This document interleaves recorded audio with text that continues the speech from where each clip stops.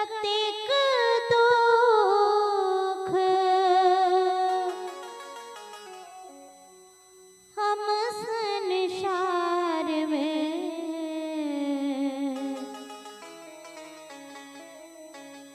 बाबा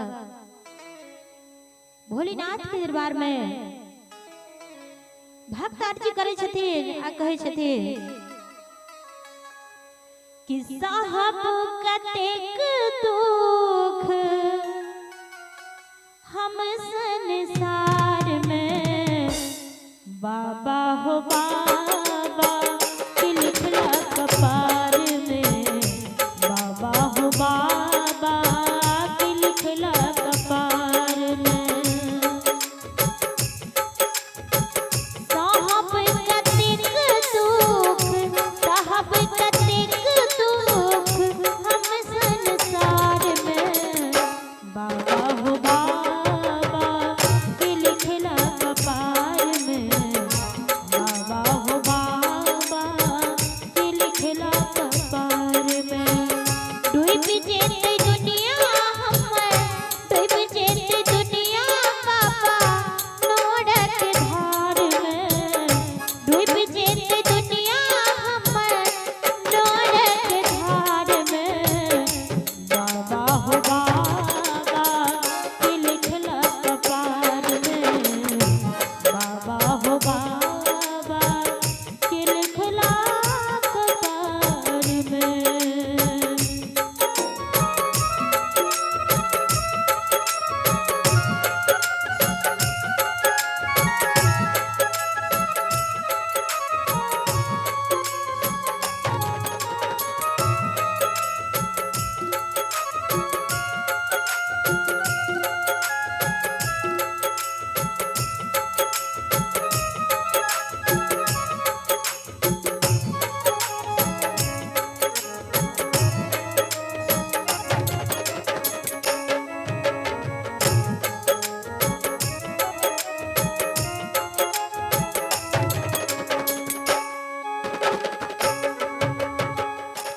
कहे छथिन कि बाबा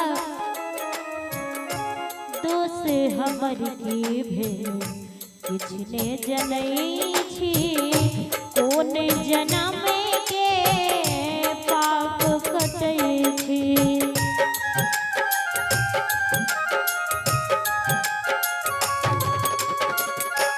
दोष हमर की भेल किछने जनई छी। कोन जन्म के पाप कटै छी। कृपा अहाँ से बाबा मंगै छी उधार में। कृपा अहाँ से दानी मंगै छी उधार में। बाबा हो बाबा के लिखला कपार में। बाबा हो बाबा के लिखला कपार में।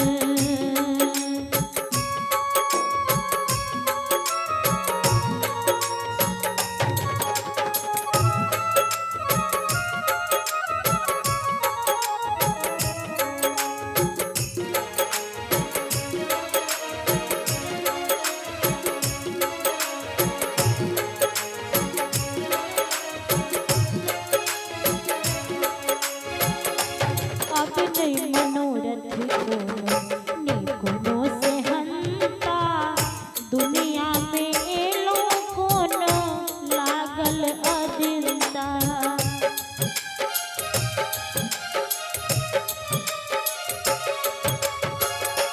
अब नहीं मनोरथ ने कोनो से हंता।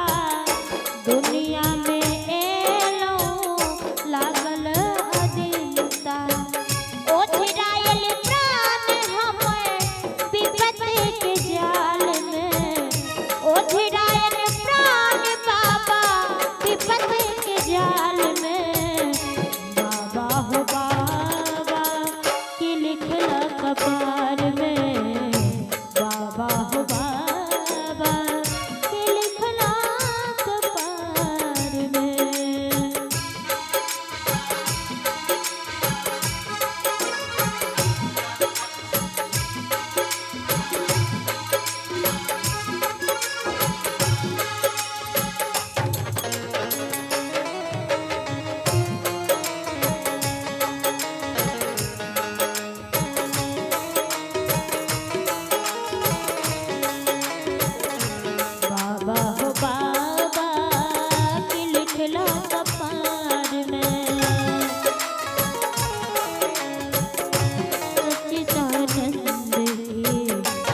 बिना लिखैया पुत्र तुम्हारे बाबा बिनते गवैया।